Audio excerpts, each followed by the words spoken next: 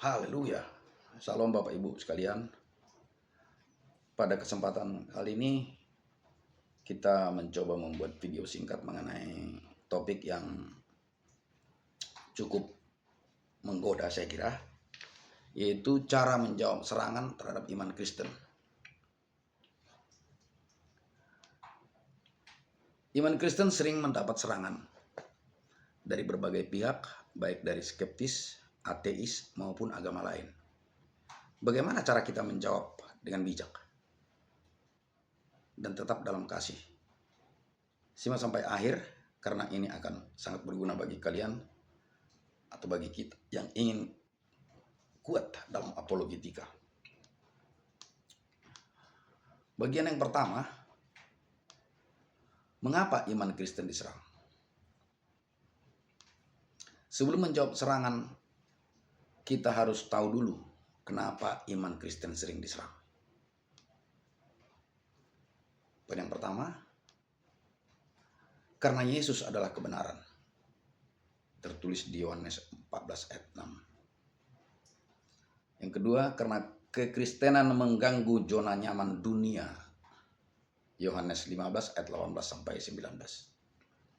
Yang ketiga, karena ada banyak kesalahpahaman tentang Alkitab dan doktrin Kristen.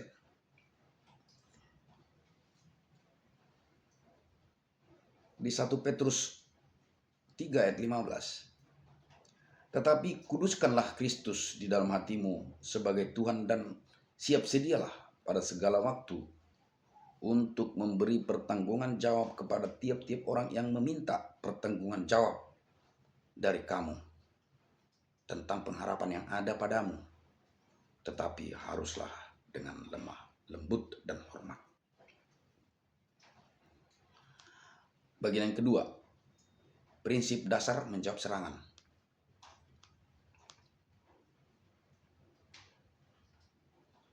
Poin yang pertama adalah jangan emosi, tetap tenang dan penuh kasih. Dasarnya adalah Amsal 15 ayat 1. Jawaban yang lemah lembut meredakan kegeraman, tetapi perkataan yang pedas membangkitkan amarah. Apologetika bukan soal menang debat, tapi membawa orang lebih dekat kepada kebenaran.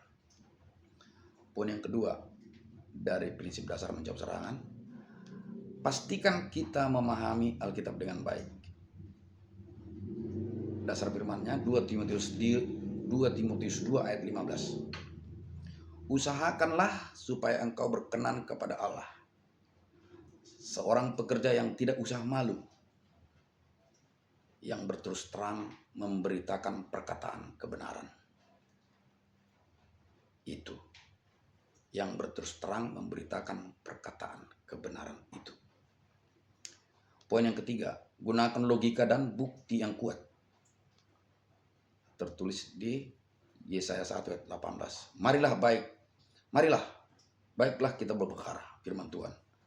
Sekalipun dosamu merah seperti kirmiji, akan menjadi putih seperti salju. Bagian yang ketiga, menjawab serangan umum terhadap kekristenan. Poin yang pertama dari bagian 3 ini tadi, Yesus tidak pernah mengaku Tuhan. Orang Kristen sering diserang dengan berkata Yesus tidak pernah mengaku Tuhan. Jadi dalilnya atau jawabnya adalah Yohanes 10 ayat 30. Aku dan Bapa adalah satu.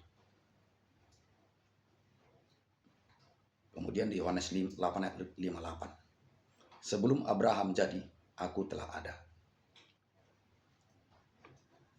Kemudian serangan yang kedua, Alkitab sudah diubah. Jadi dalilnya adalah Matius 24 ayat 35. Langit dan bumi akan berlalu, tetapi perkataanku tidak akan berlalu. Dan Yesaya 40 ayat 8. Rumput menjadi kering, bunga menjadi layu, tetapi firman Allah kita tetap untuk selama-lamanya.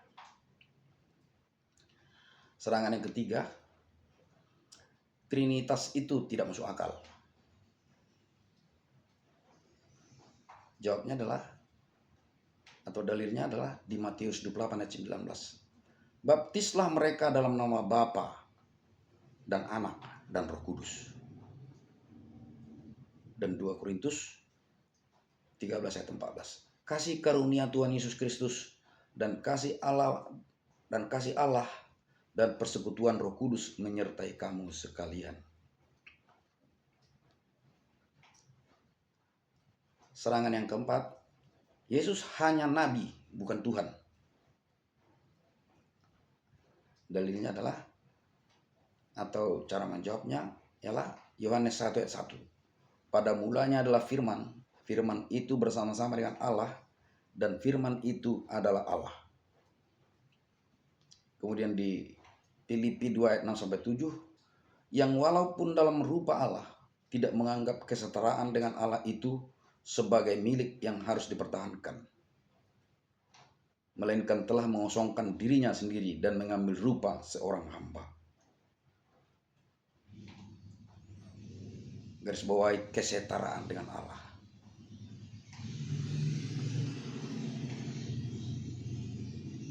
Bagian 4, kita sudah sampai pada kesimpulan daripada pembahasan kita, Bapak Ibu.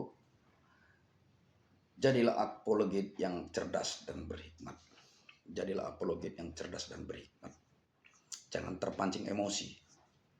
Gunakan Alkitab dan logika dengan benar. Tetap rendah hati dan bersandar pada Roh Kudus. Ingat bahwa tujuan kita bukan menang debat, tapi membawa jiwa kepada kebenaran. Setiap serangan terhadap iman Kristen bisa dijawab dengan Alkitab dan logika yang benar. Tapi yang paling penting, kita harus tetap rendah hati dan penuh kasih. Apakah kalian pernah mengalami serangan terhadap iman kalian? Jika Anda pernah diserang terhadap kekristenan Anda, silakan bagikan pengalaman kalian di kolom komentar. Jangan lupa like, subscribe, dan share teman-teman agar lebih banyak orang diberkati. Sampai jumpa di episode berikutnya. Tuhan Yesus memberkati. Shalom.